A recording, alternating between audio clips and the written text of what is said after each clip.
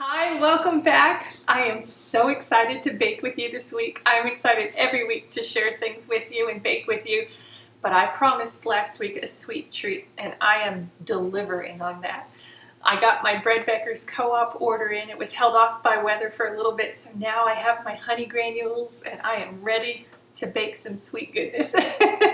And you know my affinity for cinnamon, so as cinnamon is to winter to me, lemon is to spring. We have that promise of spring in the air with the birds singing and my hyacinths are starting to poke through the dirt, and I just know we're going to be in that beautiful flower-filled, color-filled, good garden-growing spring season soon. And so I am in the mood for spring food. So we are going to bake today some lemon crumble bars. They are delicious, and I just love that sweet lemon flavor that hits you right here. But this base, it's a cookie base with a crumble with oats in it, and oh, it is so good. You can use it with your family favorite filling of your choice. If you have a favorite strawberry filling or cherry filling or anything, it goes so perfectly. So really I'm excited about the base. And then personally for me, oh, I love lemon. So this is the perfect treat for me, but you feel free to fill in whatever you like. It should all bake the same, but I can't wait to share this with you. So bake with me. Delicious lemon crumble bars. Okay, this lemon crumble bar is actually kind of a layered thing, and what we're going to make first is the bottom layer and the top layer. We're going to section half of it off for the bottom layer and half for the top. So we'll use the bottom first and then put the top on at the end. So it's kind of funny.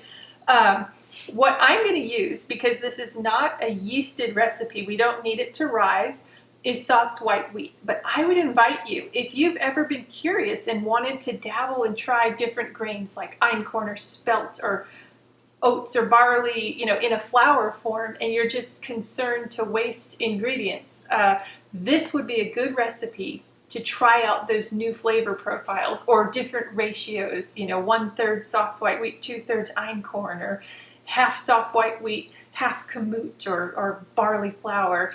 It is tricky when you're making breads. We tend to make 1, 2, 3, 4 loaves at a time.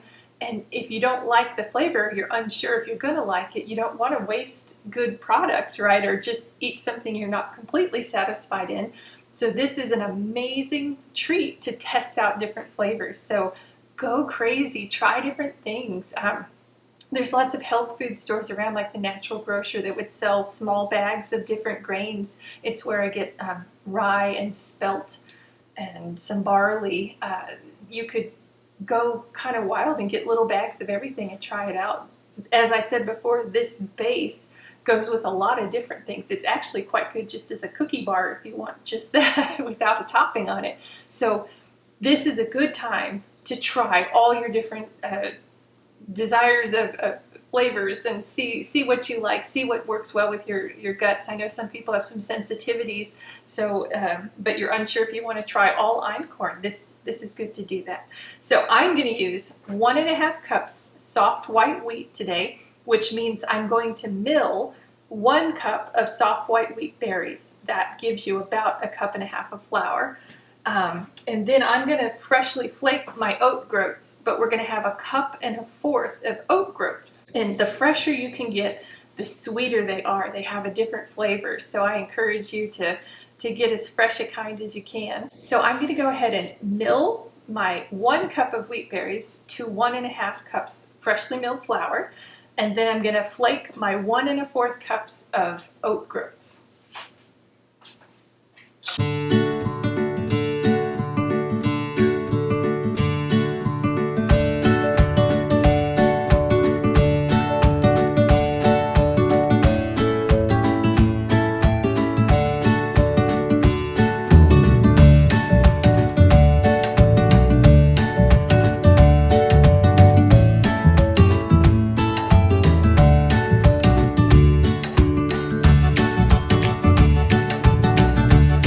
Okay, to our 1½ cups soft white wheat flour and our 1¼ cups of oat groats, so your whole rolled oats, we're going to add a heaping ½ teaspoon of salt.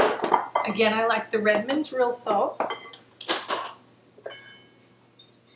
The original recipe says 1/2 teaspoon and 1/8 teaspoon.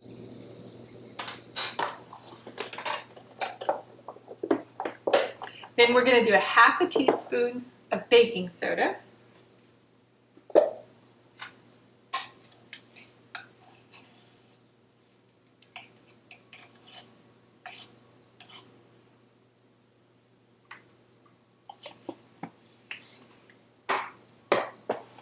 Okay, so this is a little bit different. Because I use honey granules and sucanat, they're a little bit different than the granulated sugar we're used to and the packed brown sugar we're used to. And when I can cream them in butter, they really do dissolve quite nicely. But this, I'm not creaming in anything. We're just going to add it to our mix. So I'm going to put them in my blender and just, you know, hit it for 3 or 4 seconds just to kind of break up the clumps, because it is a little bit of a different texture and they're a little bit bigger than the white sugar granules, and I find it just kind of dissolves better if I don't have the opportunity to cream it into butter or something like that. This blending, it helps me get it mixed in better.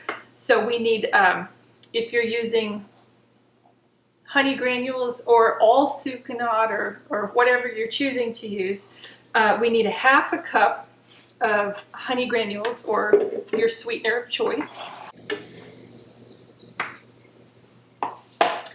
Which lid? And then sucanat, this is replacing packed brown sugar. So instead of a level 1/2 cup, I'm going to do kind of a heaping 1/2 cup because it doesn't compact like your brown sugar would.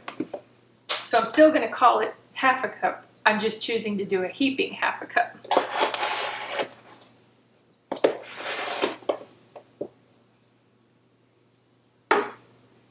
And I'm just going to blend it up. I try and always remember when I'm using my blender to always put the speed back to the slowest so I don't make bread and turn the machine on and psh, it goes everywhere.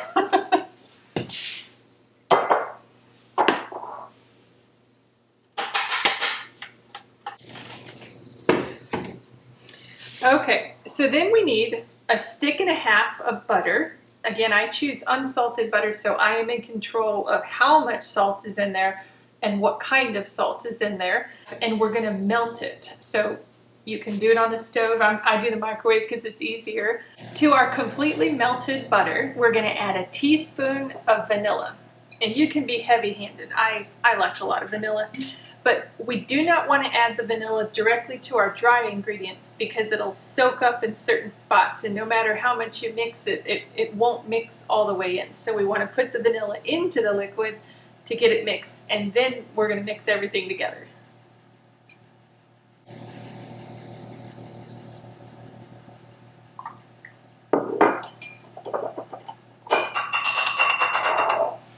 So I just used my teaspoon and swirl it around. Yesterday when I made them, I just threw this in and it totally soaked. Okay, we're gonna whisk this because we have our clumps areas of salt and baking soda and sugar.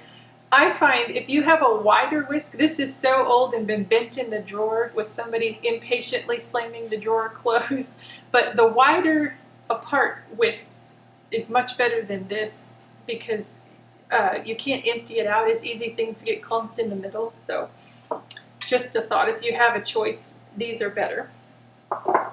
But we just want to make sure everything's mixed, completely incorporated. There's no little pocket of salt or pocket of baking soda.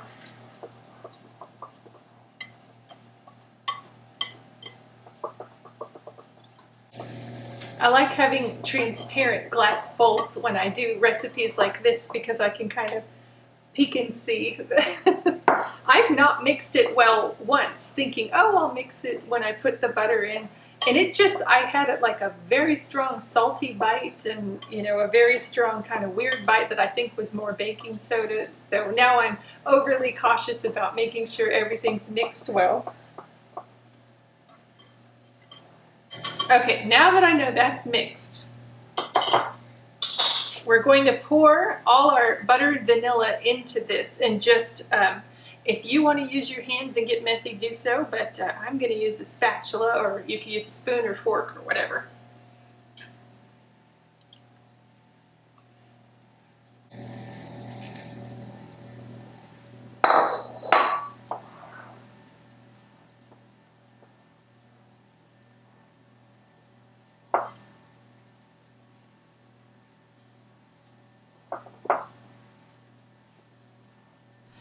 Okay, so this is about what you're looking for, but keep mixing until you're sure that you get all the way down and there's no pockets of flour mixture in there. But we want it to be very moist. This is what we're looking for, where you can grab it and stick it together in a clump like this. So now what we're going to do is kind of get it even all around, because we're going to cut this in half. And I would even do like a little bit more than half, right? This is the bigger side. We're going to make this side the base of our bars and save this till the end to put on top as crumbles. Traditionally, I've always made this in an 8x8, and it gets a good, nice thickness of, well, to me, of a crumble bar type treat. But if you tend to like yours a little bit thinner, go ahead and use a 9x9, but when we bake this, you're going to want to bake this a minute or two less, so just you'll have to keep an eye on it. All right, I found, even though I'm using my good USA pan, it doesn't always come out because we're dealing with sticky stuff, and you need to scrape around the sides to get it to pop out, and it will eventually, but I treasure these things and I treat them very well. So I don't like to scrape down the side because you might take off some of the silicone coating that makes them such a good pan. So even with these, I'm going to use some parchment paper, or you can butter the sides, butter and flour the sides, whatever you normally do to make your pan non-stick, go for it. But I can tell you, the parchment paper makes it a lot easier to pull out and put on the counter and cut. So this is, I choose parchment paper for ease later on. And I kind of just put my pan on top and I cut at the corner and kind of windmill it at this point.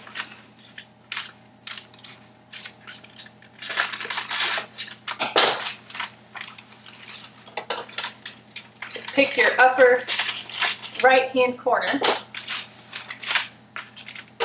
and cut down the side. So when you stick it back in, you've got cuts on each side. So all I've done is lay my pan, whatever size you're using, if it's square or rectangle, and I just put a cut on the upper right hand side and turn it upper right. So it's just a cut on each of the corners. So then, and nothing's perfect, it's never going to be perfect, but it does its job. So you squish it in and start at one corner and just go around the side like this. Make sure that the right hand side goes behind, if this makes any sense. So it kind of just sits in on itself.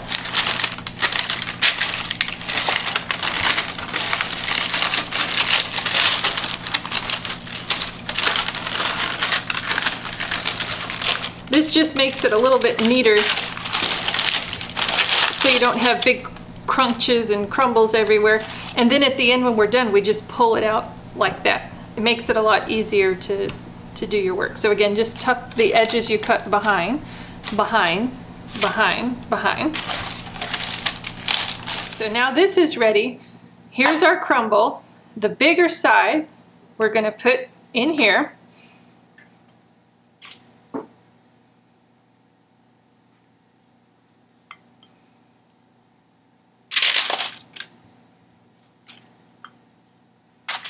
Oops. Not baking unless you make a little mess, huh?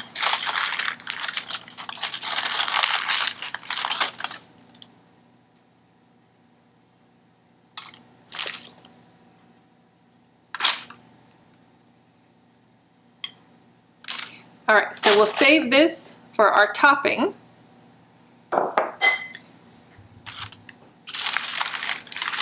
as the top is going to be crumbled up, we really want to press down into all the sides evenly so you have a nice cookie bottom, because you want it to hold the weight of the treat. If you leave it loosely crumbled like this, I mean, obviously it'll still taste good, but when you go to pick up your bar, it's just going to fall apart. So really pack it in, get into all the corners, and try and make sure it's pretty even so one side's not bigger than the other, so it bakes evenly. All right, so this seems pretty good to me.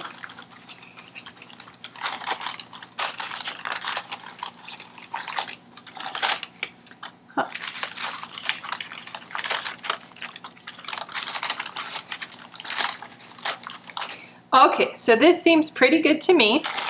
So with our cookie base, we're going to pre-bake it for 10 minutes at 350. And then we're going to add stuff to it and bake it again. So really try not to over bake it at this point. For my favorite part, the lemon filling in the middle of the delicious cookie bar and crumbles. It's not too many ingredients and you don't need to pre-bake it or worry about anything. I wish I knew how to make my own sweetened condensed milk, but as to this point, I don't yet. So you'll need a can, that's about 14 ounces of sweetened condensed milk.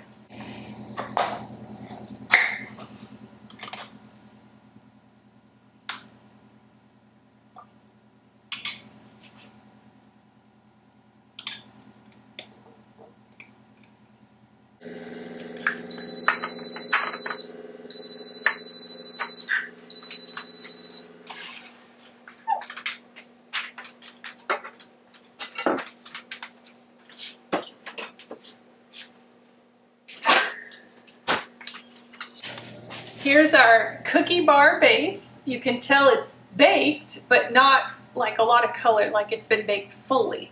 We're just kind of par baking it. So we have it right here because we're just going to pour this right on top, the crumbles, and pop it back in the oven.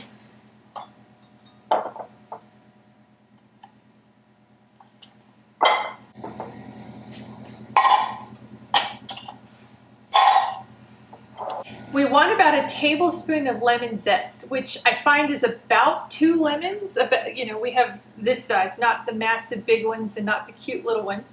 So just your regular lemons. I'm just going to zest right in this bowl. If y'all don't have a microplane for zesting, this changed my world when I figured this out a few years ago. This makes the best lemon zest. I was using other kinds of box graters and things, and it just never worked. And I'm sure that y'all know about zesting, but you just want to get the yellow part. Once you start to see the lighter part, this is really bitter, and it takes the enjoyment of lemons away. It does not help the flavor, it actually makes it awful. So just do your outer layer, and as soon as you see the lighter part underneath, move on to the next part.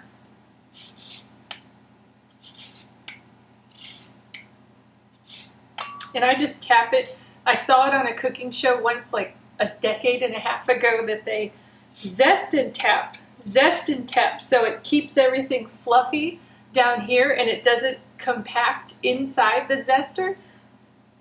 Seems to work, who knows.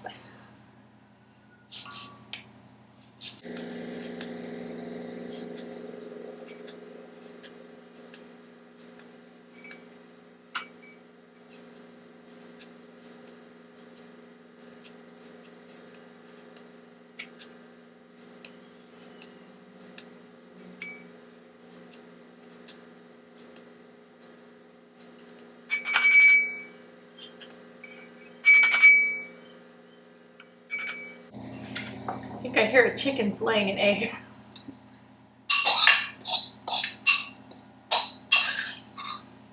Yeah, so, I mean, this is fluffy, but it's about a tablespoon.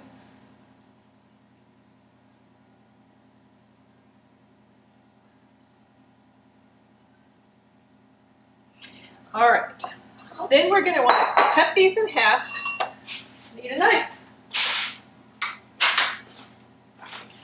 cut these in half, and we need 1/3 cup of lemon juice. And this is up to you. If you love the zing of lemon, you can add a little bit more in, a tablespoon more maybe. If you're not quite into, you like the flavor but don't like that zing, then put a little bit less in. This is completely personal preference.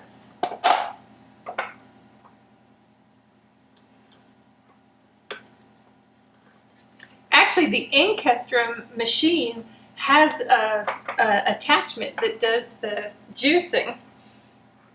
I saved for the attachments that I have. Maybe it'll be another one that I get. Do y'all have smells that just bring you back places? Like when I smell cinnamon, my mom used to put cinnamon sticks in water in a pan, and the whole house would just smell like cinnamon, like fresh baking. So when I smell cinnamon, it's very homey and reminiscent of those good feelings. And lemon to me, I can't say why, I can't put my finger on it, but whenever I eat something lemony, it's just like that joy of spring, that warm sun hitting you in the face, and the flowers. To me, I could eat a lemon bar in the dead of winter and feel warm and cozy. So. I don't know y'all's setup of how you zest, but even when you use this type of thing, you get pulp inside. So I tend to have my bowl close to where I put my cup and pour into here through a mesh strainer to strain anything out, loose seeds. You might have to cut another lemon, you know, some are juicier than others, some are bigger than others. I think this should do it. So our 1/3 cup of lemon juice.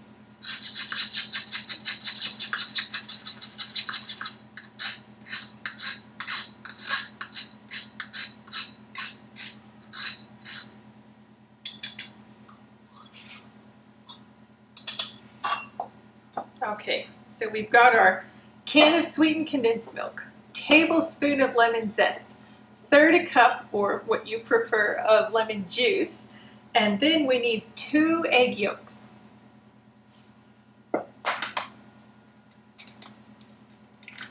Ooh. Our new layers have little thin shells occasionally, like their bodies are trying to figure out laying.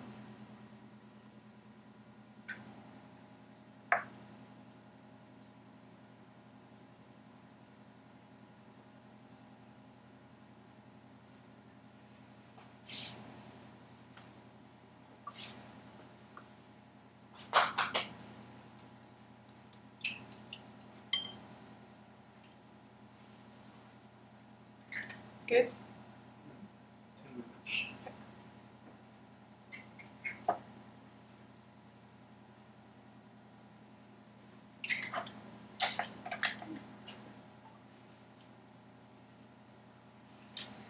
All right, so I'm going to switch to my whisk, and all we want to do is whisk this together really well.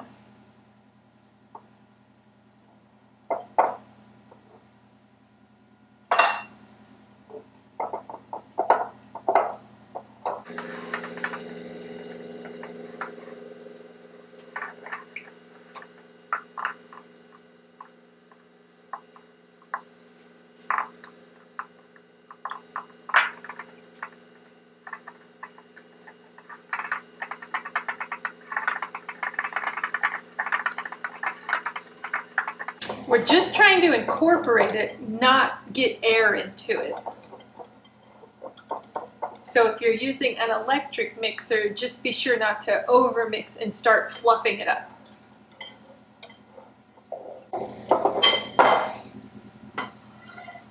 Okay, so we have our par-baked cookie bottom, and we are just going to put this right on top. Oops, helps if I don't fling it everywhere.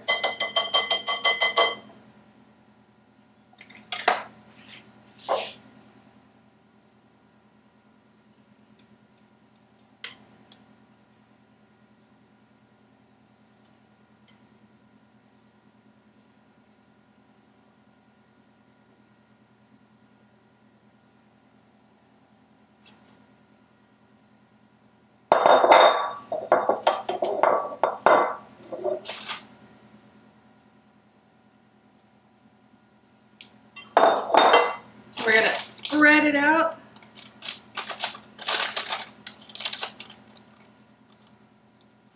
As evenly as you can.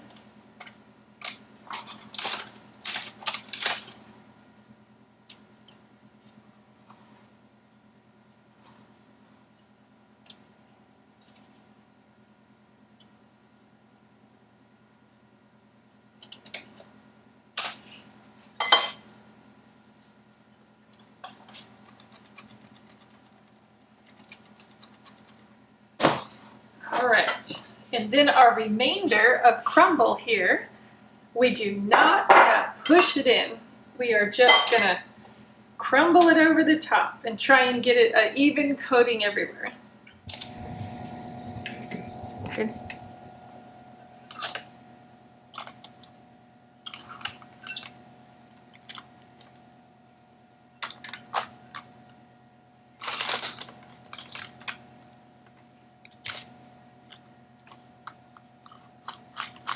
I'm trying not to push in, but just make sure everything's covered. You ideally don't want to see any lemon through.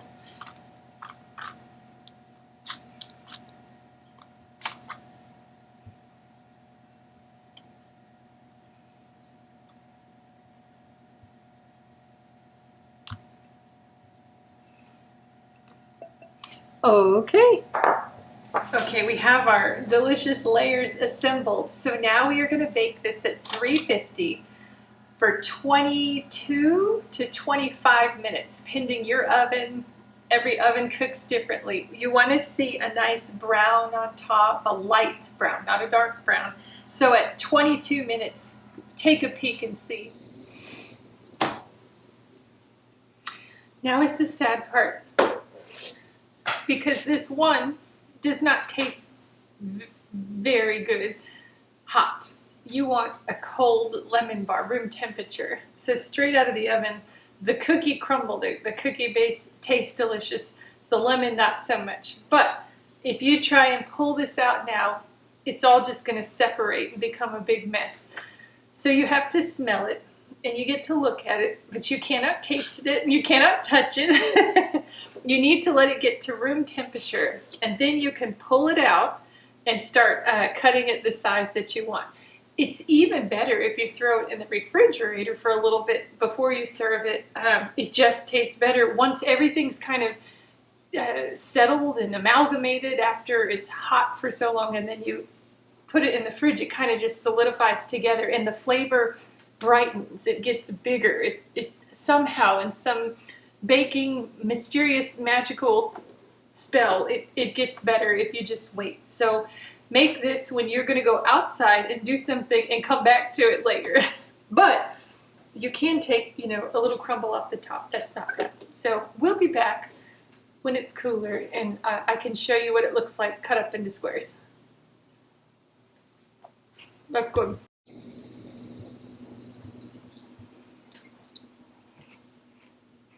Oh, it's so good. As you may be able to tell, it is several hours later in the day. We've had a busy day, inside work, outside work, all while letting these get to room temperature, and even I can put them in the fridge overnight and they'll solidify a little bit even more. I swear these get better the next day. It's kind of like a soup that you make fresh and then it tastes better the next day. I don't know if you have that experience, but these are so delicious, and I have fought them off from little hands that have come by to try and just take some, and I say, no, no, no. So I've worked hard for you here.